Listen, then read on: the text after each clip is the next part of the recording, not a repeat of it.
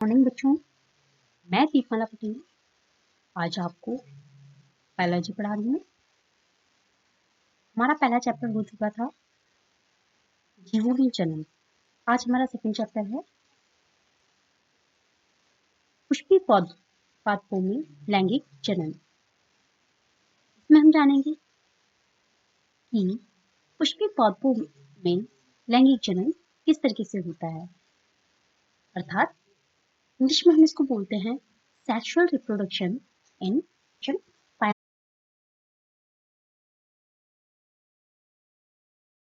पाया जाता है और किस तरीके से ये अपने ही जैसे दूसरे संतान को जन्म दे पाते हैं।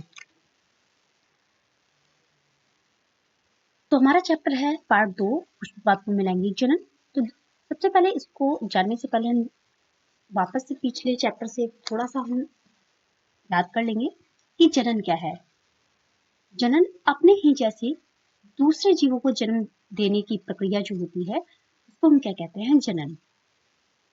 अब इससे पहले हमने बताया था कि जनन की मेनली दो प्रकार के होते हैं, एक लैंगिक जनन, एक अलैंगिक जनन।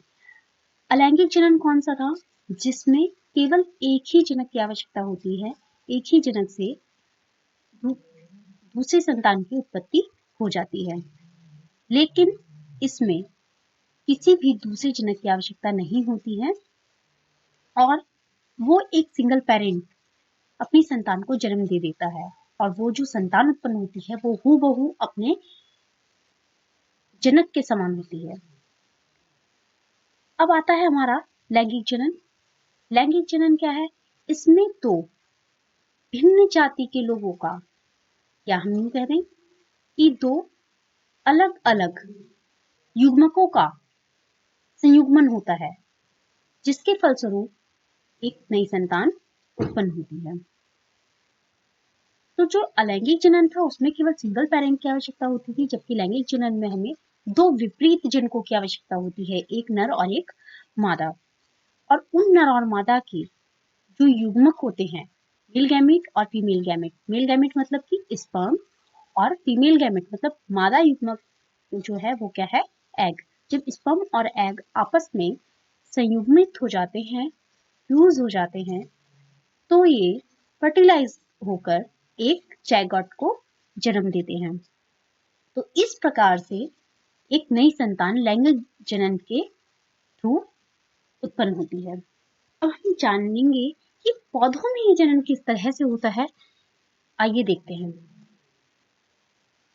तो इसको जानने से पहले हमें जानना होगा कि पुष्पों में जो जनन अंग होते हैं वो क्या होते हैं। तो बच्चों, जो पुष्पों का जननांग होता है वो होता है उसका पुष्प, चाहे वो मेल रिप्रोडक्टिव ऑर्गन हो या फीमेल रिप्रोडक्टिव ऑर्गन हो, वो सब किसमें उपस्थित होते हैं, उसके पुष्प पे। तो पुष्प के जननांगों को जानने के लिए हमें पुष्प की संरचना भी पता होनी चाहिए।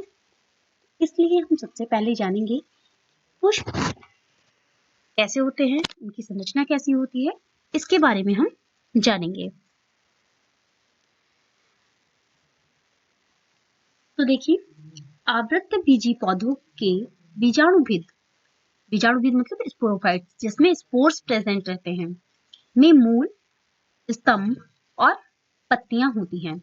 बीजाणुद्भिद या स्पोरोफाइट के प्रत्येक केंद्र में 2n गुणसूत्र होते हैं। 2n मतलब डिप्लॉयड या द्विगुणित। डिप्लॉयड का मतलब क्या होता है, जिसमें समसूत्री विभाजन हो, ठीक है। और समसूत्री विभाजन में क्या होता है, जो गुणसूत्रों की संख्या होती है वो कैसी हो जाती है, 2 गुनी।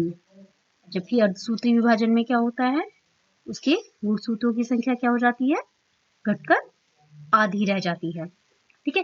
तो इसमें क्या होता है, द्विगुणित क्रोमोसोम्स पाए जाते हैं। इस कारण इसे डिप्लॉयड जनरेशन भी कहते हैं या द्विगुणित पीढ़ी भी कहते हैं। प्रजनन के लिए तने पर पुष्प उपस्थित होते हैं, जो रिप्रोडक्शन होता है उसके लिए तने पर पुष्प होते हैं। और पुष्प वास्तव में रूपांतरित प्ररोह मॉडिफाइड चू, इसके एग्जाम्पल मैंने आपको बताए, जैसे कि अदरक हो गया, प्याज हो गया, आलू हो गया, ये एक तरीके से क्या है, रूपांतरित तरुण है जिनका कार्य प्रजनन होता है। और एक पूर्ण पुष्प में मुख्य रूप से निम्न 4 चक्र पाए जाते हैं: कैलिक्स, कोरोला, गाइनिशियम और एंड्रोशियम। ठीक है, तो जो कैलिक्स, कोरोला, गाइनिशियम और एंड्रोशियम, ठीक है, ये एंड्रोशियम, ये 4 हमें पार्ट मिलते हैं। तो सबसे पहले हम इसकी संरचना को जानेंगे। संरचना हम कैसे देखते हैं, इसमें देखिए सबसे पहले ये वाला जो भाग है, हम नीचे से स्टार्ट कर रहे हैं पुष्प में, इस भाग को कहते हैं हम पेडिकल। पेडिकल वो पार्ट होता है जिसके थ्रू जो फूल होता है, पुष्प होता है, वो उसकी शाखा से संलग्न रहता है, मतलब जुड़ा हुआ रहता है, कनेक्ट रहता है। इस पार्ट को हम क्या कहते हैं, पेडिकल। वो पेडिकल के थ्रू अपनी शाखा से जुड़ा रहता है। इसके बाद में आता है थैलेमस। आपको ये जो गोल सा फूला हुआ भाग नजर आ रहा है, ये क्या है, थैलेमस। थैलेमस कहते हैं हम जायांगधर को। जायांगधर मतलब, जायांगधर क्या होता है, जिसके ऊपर आपके मेल और फीमेल रिप्रोडक्टिव ऑर्गन प्रेजेंट रहते हैं। ठीक है, जिसके ऊपर आपके मेल और फीमेल रिप्रोडक्टिव ऑर्गन प्रेजेंट रहते हैं। पुष्पासन भी, थैलेमस को हम पुष्पासन बोलते हैं। आसन से समझ में आ रहा है ना कि यहाँ पूरा पुष्प उसके ऊपर आश्रित है, आसन लिए हुए है, तो उसके जो मेल और फीमेल रिप्रोडक्टिव ऑर्गन है वो थैलेमस के ऊपर प्रेजेंट होते हैं। इसके बाद में हम आते हैं मेल रिप्रोडक्ट, ये आपको ये वाली जो पत्तियां पतली पतली नजर आ रही हैं, ये वाली, ठीक है, थैलेमस के पास में, थैलेमस में निकली, ये हरे रंग की छोटी छोटी पत्तियां होती हैं, इनको हम अंग्रेजी में बोलते हैं सेपल्स, और वैसे हम क्या बोलते हैं इनको साइंटिफिक लैंग्वेज में या बोटेनिकल लैंग्वेज में, कैलिक्स। इसके बाद में आपको ये पेटल्स नजर आ रहे हैं, पेटल्स हम इनको कहते हैं साइंटिफिक लैंग्वेज में क्या बोलेंगे हम इनको, कोरोला। ठीक है, और वैसे इंग्लिश में हम क्या बोलते हैं इनको, पेटल्स। अब जो मेन बात है, हम यहाँ पर हमें समझना क्या है कि जो मेल रिप्रोडक्टिव ऑर्गन है और फीमेल रिप्रोडक्टिव ऑर्गन है, अब हम जो आते हैं वो हम मेल रिप्रोडक्टिव ऑर्गन और फीमेल रिप्रोडक्टिव ऑर्गन पे आते हैं। अब इसमें आप ये वाला पार्ट देखिए, ये क्या है हमारा फीमेल रिप्रोडक्टिव ऑर्गन, ये वाला देखिए जहां पर मेरा कर्सर घूम रहा है, यहाँ पर देखिए ये वाला जो पार्ट है इतना, ये हमारा कैसा है, फीमेल रिप्रोडक्टिव ऑर्गन है, जबकि जो हमारा ये वाला पार्ट है, ये ठीक है, ये है हमारा मेल रिप्रोडक्टिव ऑर्गन। हमारे पुष्प का ये क्या है, मेल रिप्रोडक्टिव ऑर्गन। तो अब हम इनके मेल और फीमेल रिप्रोडक्टिव ऑर्गन के बारे में जानेंगे।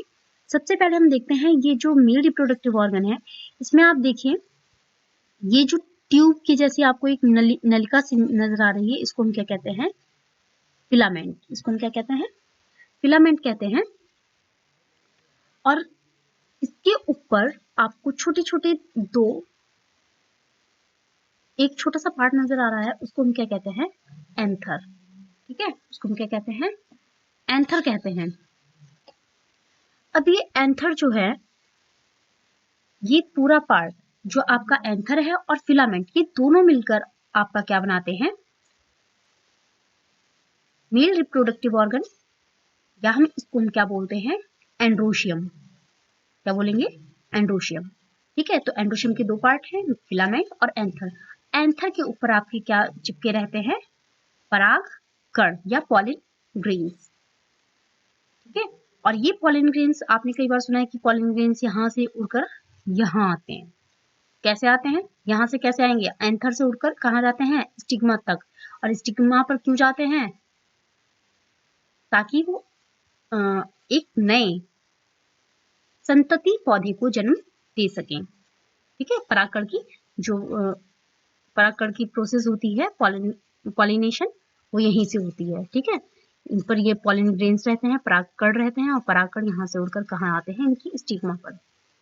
तो ये हो गया हमारा एंड्रोशियम। इसके बाद में हम आते हैं गाइनेशियम पर।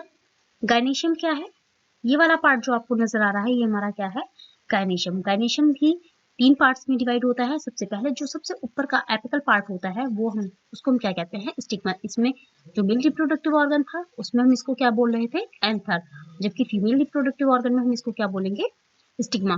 और एक आपको नलिका के समान संरचना दिखाई दे रही है छोटी, उसको हम क्या कहेंगे, स्टाइल। क्या बोलेंगे, स्टाइल।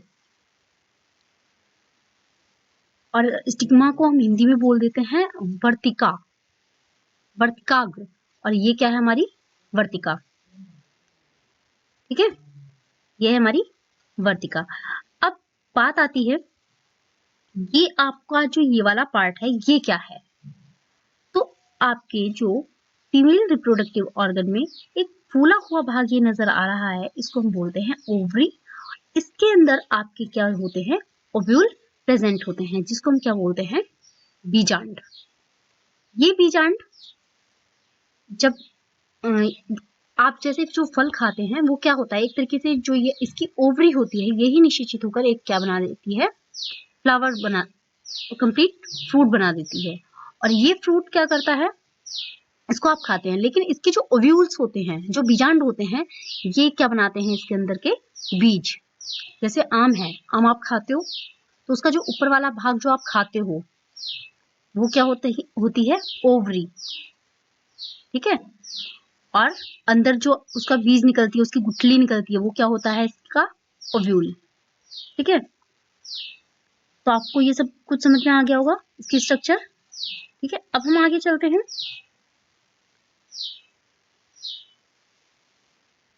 सबसे पहले हम जानेंगे कि एंडोशियम। एंडोशियम मैं आपको वैसे उसमें डायग्राम में समझा चुकी हूँ, लेकिन फिर भी हम यहाँ पर भी समझ लेते हैं। पुंकेसर या सूक्ष्म बीजाणु पर्ण। पुंकेसर को हम एक तरीके से सूक्ष्म बीजाणु पर्ण भी बोल सकते हैं, माइक्रो स्पोरोफिल भी बोल सकते हैं। एक पुंगमंग में एक या एक से अधिक पुंकेसर होते हैं। और मैंने ऊपर बताया, सूक्ष्म बीजाणु या फिर माइक्रोस्पोरोफिल भी कहते हैं। और आवृत्तबीजी पौधे के ये क्या है, नर जननांग है, मेल रिप्रोडक्टिव ऑर्गन। पुंकेसर में एक बीजाणु युक्त एंथर या परागकोश तथा एक लंबा पतला तंतु तंतु तंतु तंतु तंतु तंतु।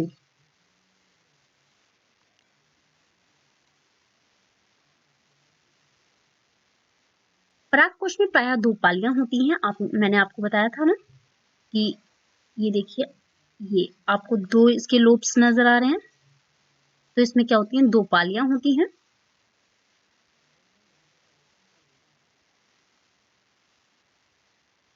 और जो एक महीन कनेक्टिव द्वारा जुड़ी जाती हैं, जो इसका फिलामेंट था सीधा लंबी नलिका सी आपको नजर आ रही थी, उसके थ्रू ना सूक्ष्म बीजाणु के अंदर परागकण या पॉलिन ग्रेन्स भरे रहते हैं। क्योंकि परागकणों का निर्माण कहाँ होता है, मात्र कोशिकाओं, कहाँ, परागकण की मात्र कोशिकाओं में होता है, जिसको हम क्या कहते हैं, पॉलिन मदर सेल्स भी कहते हैं। अर्धसूत्री विभाजन के फलस्वरूप होता है। और ये अर्धसूत्री विभाजन होगा तो अभी मैंने ऊपर बताया कि अर्धसूत्री विभाजन में क्या होता है कि जो इनकी गुणसूत्रों की संख्या होती है वो घटकर कैसी हो जाती है, आधी रह जाती है। और इन्हें माइक्रोमियोस्पोर्स भी कहते हैं। ठीक है, इसके बाद में ये जो स्ट्रक्चर दिखा रखी है सूक्ष्म बीजाणु मात्र कोशिका की ही दिखा रखी है। फिर हम आते हैं सूक्ष्म बीजाणु जनन, माइक्रोस्पोरोजेनेसिस कैसे होता है।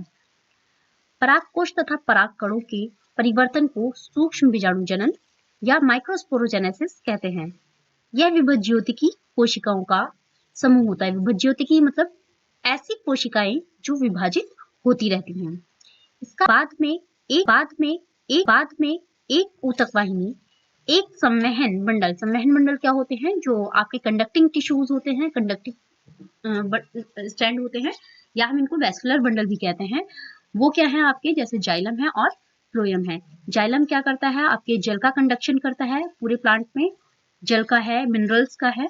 ये रूट से आपके वाटर और मिनरल्स को लेकर कहाँ, प्लांट के डिफरेंट पार्ट्स तक पहुंचाता है। जबकि जो आपका फ्लोएम है, फ्लोएम क्या करता है, वो पत्तियों से फूड को लेकर वो आपके प्लांट के सभी पार्ट्स में पहुंचाता है ताकि वो जीवित रह सके। संवहन बंडल संयोजी या योजी के मध्य स्थित होता है। फिर है अधस्तरी कोशिकाओं की पंक्ति। अपने बड़े आकार, स्पष्ट एवं बड़े केंद्रक गाढ़े जीवद्रव्य के कारण अन्य कोशिका से भिन्न हो जाती है। इन्हीं प्रपसु कोशिकाएं या आर्कीस्पोरियल भी कहते हैं। ठीक है। टेपिटम की कोशिकाएं बड़ी लंबी व अंतःसूत्री विभाजन द्वारा बहुगुणित हो जाती हैं और बाद में नष्ट होकर सूक्ष्म बीजाणुओं में पोषण में सहायक होती हैं। आरंभ में सूक्ष्म बीजाणु मात्र कोशिकाएं एक दूसरे के साथ मिली रहती हैं और बाद में अलग अलग होकर गोलाकार हो जाती हैं। तो यहाँ तक तो कोई दिक्कत हो गई नहीं। ठीक है। फिर है सूक्ष्म बीजाणु या परागकण होते क्या हैं। तो परागकण नर युग्मक उद्भिद या मेल गैमेटोफाइट की प्रथम कोशिका होती है। प्रत्येक पॉलन ग्रेन प्रायः गोला या अंडाकार होता है। यह 2 आवरणों से ढका रहता है। बाह्य आवरण कठोर व खुरदरा होता है, इसे वायचोल कहते हैं। यह स्पोरोपोलेनिन नामक प्रतिरोधक वसी पदार्थ की बनी होती है। इस आवरण में कुछ छोटे छोटे छिद्र पाए जाते हैं जिन्हें जनन छिद्र कहते हैं। ठीक है। जो छोटे छोटे छिद्र पाए जाते हैं उनको क्या कहते हैं, जनन छिद्र कहते हैं। जनन छिद्रों के द्वारा ही परागनली या पॉलन ट्यूब निकलती है। परागनलिका की खोज एमिसी ने सन 1824 में की थी। बाह्य चोल के नीचे पतली व कोमल अंतःचोल होती है। यह पैक्टोसेल्यूलोज की बनी होती है, जबकि अभी हमने ऊपर पढ़ा था जो वायचोल था वो किसका बना था, स्पोरोपोलेनिन का, जबकि ये किसका बना हुआ है, पैक्टोसेल्यूलोज का। परागकण में दोनों स्तरों के अंदर कोशिका द्रव्य तथा एक बड़ा केंद्रक होता है। परागकण गोल या अंडाकार आकृति के होते हैं। अब इसके बाद में आता है नर युग्मक उद्भिद का विकास। ये जो मेल गैमेटोफाइट है इसका डेवलपमेंट किस तरीके से होता है वो हम जानेंगे। देखिए, परागकोश का स्फुटन अनुदैर्ध्य दरारें बनने से होता है। लॉन्गिट्यूडनल स्लिट्स बन जाते हैं, जिसके कारण क्या होता है, इनमें स्फुटन हो जाता है। स्फुटन मतलब फूट जाना, जो प्रायः 2 परागधानियों के मिलने के स्थान पर होता है। परागकोश के स्फुटन की क्रिया निम्न प्रकार से होती है। अंतःस्तर से जल का ह्रास हो जाता है। जब अंदर से आपने देखा होगा कि किसी की एड़ियां बहुत पड़ती हैं या कुछ भी, तो कहते हैं कि आप पानी ज्यादा पी लो। ठीक है। क्यों? क्योंकि आपकी बॉडी में क्या हो जाती है, पानी की कमी। या आपने कभी देखा होगा कि जब खेत होते हैं, खेत में आपने देखा होगा जब खेत बहुत सूखे हो जाते हैं तो उसमें दरारें पड़ जाती हैं। क्यों? क्योंकि उसमें क्या हो जाता है, पानी की कमी हो जाती है। ठीक है। और जब पानी उसमें वापस से पड़ जाता है तो वापस से वो दरारें भर जाती हैं। तो इसी तरीके से जो ये है, इसमें क्या होता है, जल का ह्रास हो जाता है, जिसकी वजह से वो परागकोश क्या हो जाते हैं, स्फुटित हो जाते हैं। कोशिकाओं की भित्तियों के अंदर सिकुड़ने से रंध्रक या मुख या स्टोमियम की कोशिकाओं पर दबाव पड़ता है, जिससे ये एक दूसरे से पृथक हो जाती हैं। इस क्रिया में सर्वप्रथम परागकण का केंद्रक परागकण भित्ति की ओर जाकर समसूत्री विभाजन द्वारा 2 केंद्रकों में विभाजित हो जाता है। समसूत्री विभाजन पर मैं कई बार बता चुकी हूँ। कुछ समय पश्चात जनन केंद्रक के चारों ओर कुछ कोशिका द्रव्य एकत्रित हो जाता है। अब यह जनन कोशिका कहलाती है।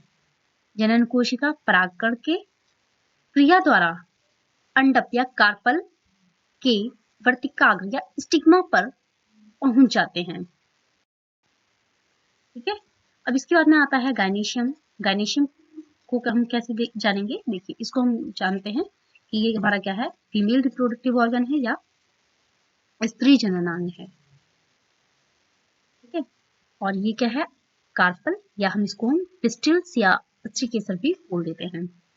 प्रत्येक कंडक में एक निचला फूला हुआ भाग ओवरी या अंडाशय, इसके ऊपर एक पतली नली के समान संरचना वर्तिका तथा इसके ऊपर एक घुंडी के समान संरचना वर्तिकाग्र। देखिए ये मैं आपको बता ही चुकी हूँ, फिर भी आप देख लीजिए, आपको ऐसा ना लगे कि क्या है। ये फूला हुआ भाग ओवरी, इसकी बात की हमने, फूले हुए भाग की, ये है ओवरी, ये लंबी नलिका स्टाइल वर्तिका, और ये ऊपर इसके क्या है, स्टिग्मा या वर्तिकाग्र। इन 3 पार्ट्स की बात कर रहे हैं। ये है आपका अंडाशय, ओवरी, स्टाइल वर्तिका और ये वर्तिकाग्र।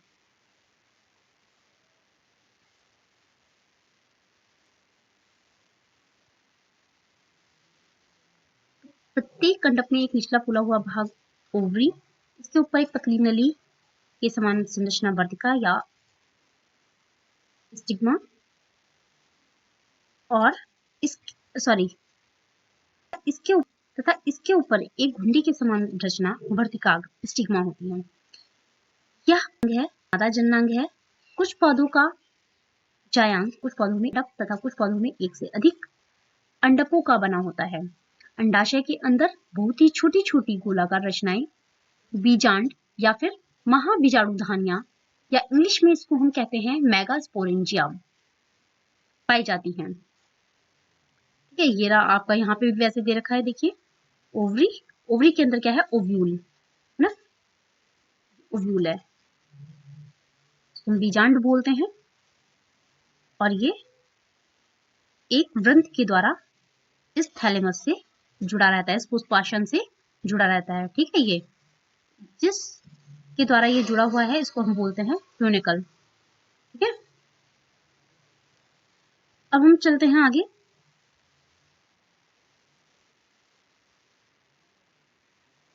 बीजांड की रचना, बीजांड को हम कैसे जानेंगे, मैंने ऊपर थोड़ा सा दिखाया ही है बीजांड क्या है, जो ये वाला पार्ट है आपकी। अब हम जो संरचना पढ़ रहे हैं वो इस वाले पोर्शन की पढ़ रहे हैं, सिर्फ इतने की। ठीक है, तो बीजांड की रचना हम कैसे करेंगे, स्ट्रक्चर ऑफ ओव्यूल। प्रत्येक बीजांड बीजांडासन से एक पतले वृंत से जुड़ा रहता है, जिसे बीजांड वृंत कहते हैं। बीजांड का वह स्थान जहां यह बीजांड से जुड़ा रहता है नाभिका या हाइलम कहलाता है। बीजांड के अंदर का अधिकांश भाग मृदुतक कोशिकाओं से बना होता है, जिसे न्यूसेलस या बीजांडकाय कहते हैं। यह एक या दो कवचों से ढका रहता है, जिन्हें अध्यावरण या इंटेगुमेंट कहते हैं। इसमें वही अध्यावरण तथा अंतःअध्यावरण होता है। सूरजमुखी व गेंदा के बीजांड में एक आवरण होता है। बीजांडकाय पर एक छोटा छिद्र बन जाता है, जिसे बीजांड द्वार या माइक्रोपाइल कहते हैं। अब है बीजांडों के प्रकार। बीजांड कितने प्रकार के होते हैं वो हम जानेंगे। बीजांड निम्नलिखित प्रकार के होते हैं, ये 6 प्रकार दे रखे हैं।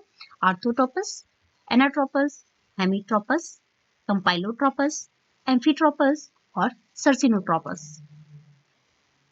ये इनके प्रकार, ये इनके डायग्राम दिए हुए हैं। ठीक है, ये डायग्राम है, ये आपकी ट्यूनिकल है, जहां से ये इसको हम क्या कहते हैं,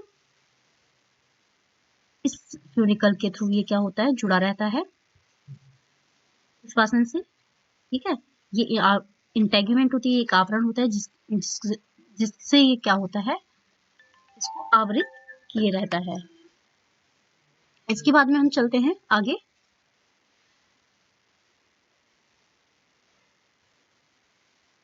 परागकण, परागकण क्या होते हैं वो हम जानेंगे। परागकण, परागकणों के परागकोश से वर्तिकाग्र या स्टिग्मा तक पहुंचने की इस क्रिया को ही परागण कहते हैं।